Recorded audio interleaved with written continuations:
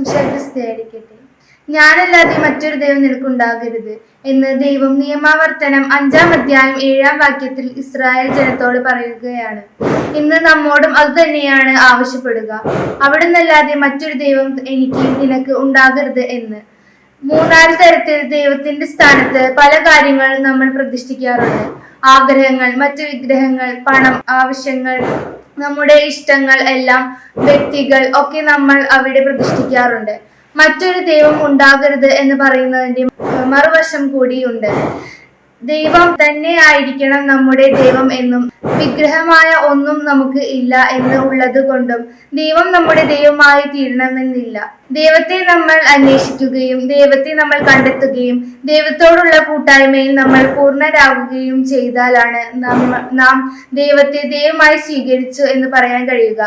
നിയമാവർത്തനം 5:7 ഞാനല്ലാതെ മറ്റൊരു ദൈവം നിങ്ങൾക്കുണ്ടാകരുത്.